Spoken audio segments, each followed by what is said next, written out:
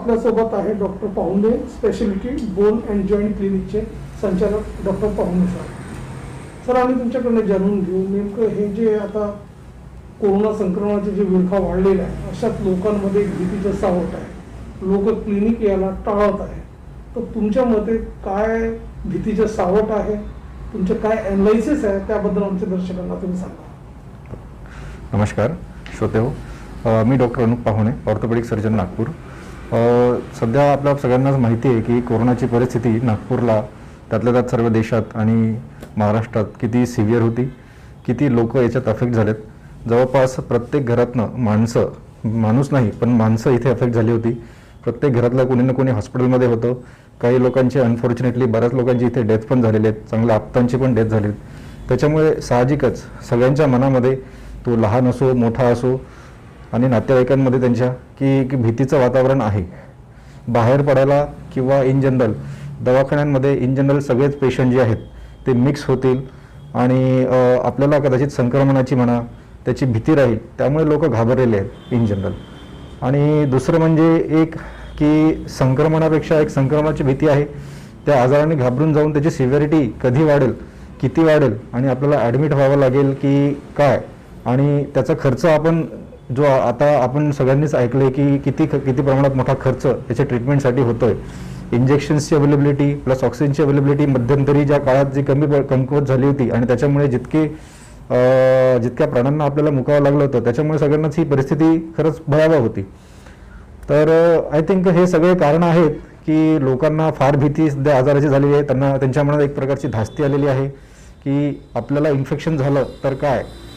त्यात ॲडिशन म्हणजे जे एक वॅक्सिन म्हणून आलेलं होतं, वॅक्सिननी एक आधार झाला होता की आपल्याला वॅक्सिन भेटेल आणि आपलं काहीतरी या आजाराविरुद्ध आपल्याला काहीतरी प्रोटेक्शन भेटेल, अशी जी परिस्थिती मध्यंतरी तयार झाली ती पण वॅक्सिनच्या शॉर्टेजमुळे आणि घरातल्या प्रत्येकाला ती वॅक्सिन अवेलेबल होत नसल्यामुळे ती एक प्रकारची भीती आहे की जोपर्यंत आपल्याला थोडंफार वॅक्सिनेशन एक आधार आपल्याला होत नाही तोपर्यंत आपण टाळलं पाहिजे.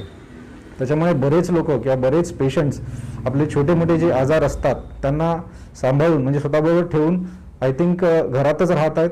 अनलेस अँड अंटिल इमर्जन्सी असल्याशिवाय कोणीही बाहेर निघत नाही.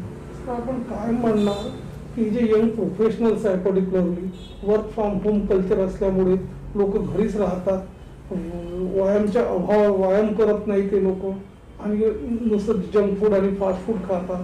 त्यामुळे त्यांना व्याधी पुष्कळ वाढलेल्या हाडासंबंधी, फ्रोजन शोल्डर असो की सर्वायकल स्पॉन्डिलिसिस असो, तर अशा लोकांनी कसं काय त्यावर उपाययोजना करावी त्याबद्दल सांगा. निश्चितच कोरोना काळात बऱ्याच लोकांना लॉकडाऊनमुळे घरी बसून काम करावं लागलं.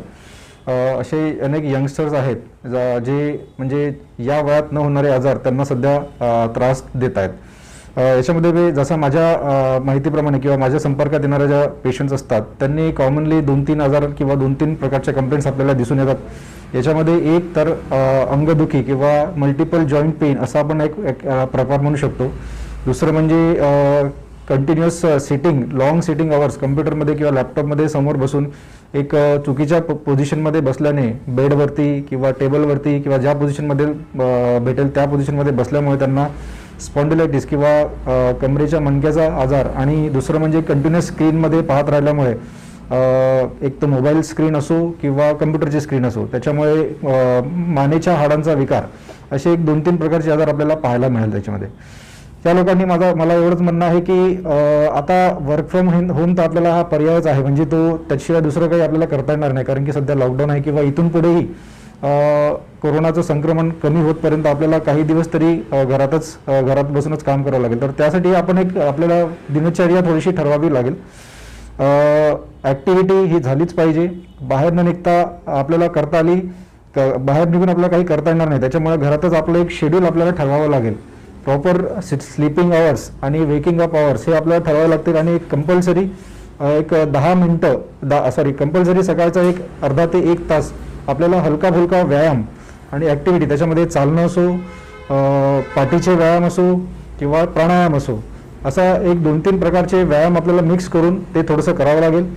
आणि मेन म्हणजे डाएटमध्ये फार इम्प्रूव्हमेंट करावं लागेल. कारण की जंक फूड आता आपल्याला माहिती आहे की घरात राहून सगळेच घरचं जेवण लोक कंटाळतात आणि मग पार्सल इकडनं तिकडनं मागून पिझ्झा म्हणा, चायनीज फूड म्हणा किंवा दुसऱ्या प्रकारचं बघा, हे मागून हे एक प्रकारचं ॲक्च्युली जंक फूडचा इंटेक जो आहे तो फार वाढलेला आहे. त्याच्यामुळे एक तर ॲक्टिव्हिटी कमी असल्यामुळे वजन वाढण्याचा प्रकार हा खूप वाढला आहे आणि वजनामुळे फार प्रकारचे आजार जे आहेत ते वाढत आहेत. एक तर म्हणजे जॉईंट पेन आणि जॉईंट पेन विदाऊट ॲक्टिव्हिटी, याच्यामुळे जे आहे कार्टिलेजचं थिनिंग होऊन किंवा पातळ होऊन त्याच्यामुळे दुखण्याचं प्रमाण ते फार वाढलेलं आहे.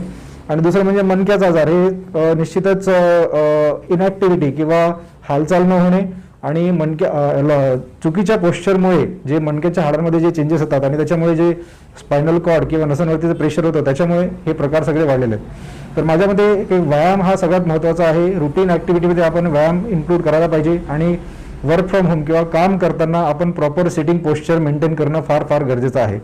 अदरवाईज हे मणक्यांचे आजार फार वाढतील. आणि वजनासाठी आपण थोडंसं बघायला पाहिजे, वजन कंट्रोलमध्येच ठेवायला पाहिजे आणि जंक फूड तर बिलकुलच नको, कारण की ऑलरेडी आपण या आजारापासून जातोय. त्याच्यानंतर अजूनही कुठले आजार आपल्याला संभवायला नको पाहिजे, म्हणून आपण त्याची काळजी थोडीफार घेतली पाहिजे. सर, आपण फक्त जे यंगस्टर्स जे लोक आहात म्हटलं त्यांची बोन डेन्सिटी ढिसूळ होत आहे दिवसांदिवसात, आणि दुसरी गोष्ट आपण बघतो त्यांच्यात विटामिन डी ची डिफिशियन्सी असतो. बरोबर. ते सनरेज काही घेत नाही, त्यांना असं वाटतं की आम्ही सन मध्ये सनरेज घेतलं तर ते अल्ट्राव्हायोलेट व्हायरसने काळे होणार, असं त्यांच्यामध्ये एक भीती असते, है की नाही? तर असे जे लोक आहेत जे बेफिक्रीनं वागत आहे, अशा लोकांना आपण काय सल्ला देऊ? बोन्स स्ट्रॉंग असलेच पाहिजे. यंगस्टर्समध्ये ॲक्च्युली हे प्रमाण आता वाढते होत झालेलं आहे. आपण म्हणजे जुन्या काळात जर पाहाल तर लोक शेतामध्ये काम करायचे, त्यांना ऑटोमॅटिकली असं म्हणजे वेगळं फिरायची गरज नव्हती. त्यांना शेतामध्ये किंवा बाहेर फिरण्यामुळे सनराईजचं एक्सपोजर व्हायचं आणि विटामिन डीची कमतरता किंवा हाडांचा प्रॉब्लेम एवढा कधी जाणवला नव्हता. आता इंडोर ॲक्टिव्हिटी किंवा घरातच राहून सगळ्या ॲक्टिव्हिटी वाढल्यामुळे आपल्याला डेफिनेटली विटामिन डी आणि कॅल्शियमची डिफिशियन्सी जाणवते. त्यातल्या त्यात फूड इंटेक जो आहे हा आधी जेव्हा नॅचरल खतांमध्ये तयार व्हायचा आणि आता जो सल्फेटमध्ये तयार होतो, निश्चितच त्याच्यामुळे डाएटमुळे आपल्या कॅल्शियमच्या आणि विटामिन डीच्या प्रमाणात आपल्या शरीरामध्ये फरक पडतो. तर मी सांगू इच्छितो की अशा लोकांनी डेफिनेटली आपल्याला जो आहे घरातल्या घरात राहूनही आपल्याला विटामिन डी घेता येतं. एक जो आपला व्यायामाचा प्रकार आहे किंवा जो चालण्याचा प्रकार आहे तो प्रकार आपण सूर्यनमस्कार करून 10 ते 15 मिनिटं विटामिन डी घेऊ शकतो. प्लस ॲड ऑन सप्लिमेंट एक 6 महिन्यातून एकदा तरी आपण 2 महिन्याचा विटामिन डीचा कोर्स आणि कॅल्शियमचा कोर्स करायला पाहिजे. आपल्या डाएट व्यतिरिक्त आपल्याला कॅल्शियमची ॲडिशनल रिक्वायरमेंट असते, जी पूर्ण फूडमधून किंवा आपल्या जेवणामधनं आणि पदार्थांमधनं आपल्याला भेटत नाही. स्पेशली व्हेजिटेरियन फॅमिलीजमध्ये हा सगळ्यात जास्त प्रॉब्लेम आहे. त्याच्यामुळे त्यांनी आपल्या डाएट व्यतिरिक्त ॲडिशनल कॅल्शियम आणि विटामिन डीचं सप्लिमेंटेशन घेणं गरजेचं आहे.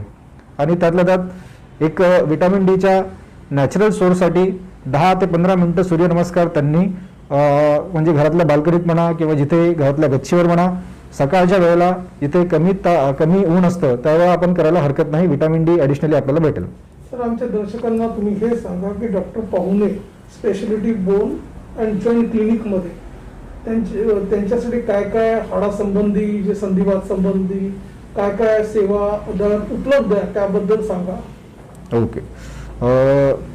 माझं एज्युकेशन तसं म्हणजे MBBS MGM medical college Aurangabad इथं झालं. त्याच्यानंतर मी 3 वर्ष coaching medical trust hospital Kerala इथनं माझं ऑर्थोपेडिक्समध्ये PG केलेलं आहे. त्याच्यानंतर मी पुढचे 4 वर्ष मुंबईला होतो. मुंबईला डॉक्टर मुल्लाजी हे फेमस जॉईंट रिप्लेसमेंट सर्जन आहेत, त्यांच्याकडे मी ॲज अ असोसिएट म्हणून काम केलेलं आहे. आणि मेन जॉईंट रिप्लेसमेंट आणि हाडाशी रिलेटेड स्पेसिफिकेशन्स फेलोशिप्स या माझ्या झालेल्या आहेत. आपण स्पेशालिटी बोन अँड जॉईंट क्लिनिकमध्ये आपल्याला बोन्स आणि हाडांची आणि मणक्यांशी रिलेटेड आजारांशी आपण डील करतो. त्याच्यामध्ये होणारे मणक्यांची होणारे आजार, याच्यामध्ये गादी सरकणे आणि गादी सरकल्यामुळे नस दबणे किंवा पेशंटला पायामध्ये मुंग्या येणे, रेडिएटिंग पेन जे आपण म्हणतो, कंटिन्युअस सिटिंग, लॉंग ओव्हर सिटिंगमध्ये कंटिन्युअस मणक्यातलं पेन राहणे, तसेच सांधिवात आणि वयानुसार होणारे जे गुडघ्यांमध्ये म्हणा किंवा दुसऱ्या कुठल्या जॉईंट्समध्ये होणारे जे चेंजेस असतात, त्याच्यामध्ये स्पेसिफिकली जे गुडघा आणि हिप जॉईंट याच्यामध्ये जे आवरण असतं त्याला कार्टिलेज डिजेनरेशन असं आपण म्हणतो, जे जर की एज रिलेटेड चेंजेस असतात. तसंच सांधिवातमध्ये हे इम्युन रिलेटेड डिसऑर्डर असल्यामुळे कार्टिलेज डिजेनरेट होते.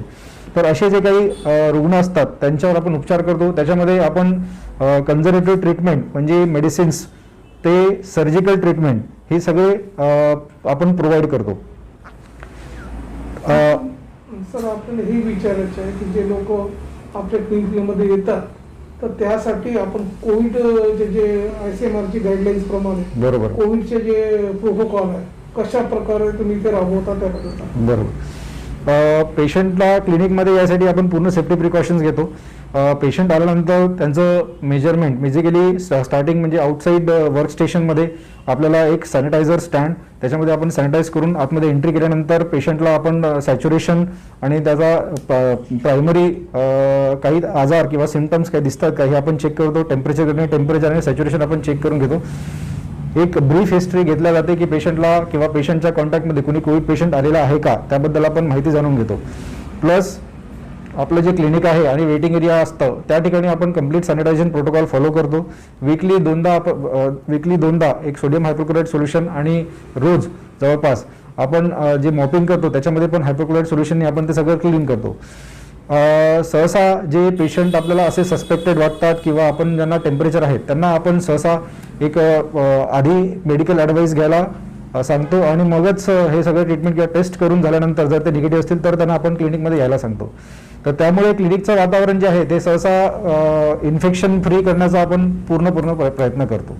काही जे लोक समाजात असे वावरतात, सोशल डिस्टन्सचे फज्जा उडवतात, त्रिसूत्री जे पालन आहे त्याचे पालन करत नाही, अशा लोकांना आपण काय आव्हान करणार, काय मेसेज देणार? अशा लोकांना मला हात जोडूनच विनंती आहे की त्यांनी स्वतःची जरी तुम्ही काळजी घेत नसाल तरी इतरांच्या जीवनाचा, इतरांच्या तब्येतीचा आणि समाजाच्या तब्येतीचा एकंदरीत आपण विचार करावा. जरी तुमची इम्युनिटी तुम्हाला असं वाटत असेल की आम्हाला काही होणार नाही, पण बाकी लोकांची इम्युनिटीकडे आपण थोडंसं लक्ष द्यायला काही हरकत नाही आहे. आपण जरी पाळत नसाल तर पण तुमच्यामुळे आहे आपली एक सोशल रिस्पॉन्सिबिलिटी समजून आपण कमीत कमी मास्क लावणे, सॅनिटायझर वापरणे आणि डिस्टन्स पाळणे, गर्दी न करणे हे तर आपण करायलाच पाहिजे. हा जो आजार आहे हा काही एकाच्या तयारीने किंवा एका माणसाने नियम पाळल्याने काही बरा होणारा नाही आहे. हा वारंवार येणारा आजार आहे आणि कम्युनिटीनीच जर सगळ्यांनी लोकांनी मिळून जर या आजाराला जर आपण आपल्या पद्धतीने आपल्या लेवलवरती जर आपण प्रयत्न केले आणि प्रयत्न करणे म्हणजे फक्त आपलं प्रोटेक्शन आपण करणे आणि इतरांची काळजी घेणे एवढंच आपल्याला करणे आहे. बाकी जे करणे आहे ते गव्हर्नमेंटला आणि डॉक्टरांवर तुम्ही सोडलेलं आहे. त्याच्यामुळे त्यांना एवढंच विनंती करून राहील की आपण फक्त आणि फक्त या त्रिसूत्रीचं पालन जसं आहे ते करायचं आहे. तुम्ही मास्क लावायचा आहे, गर्दी टाळायची आहे आणि जे काय आहे ते की तुम्हाला आपली काळजी आपणच घ्यायची आहे ना.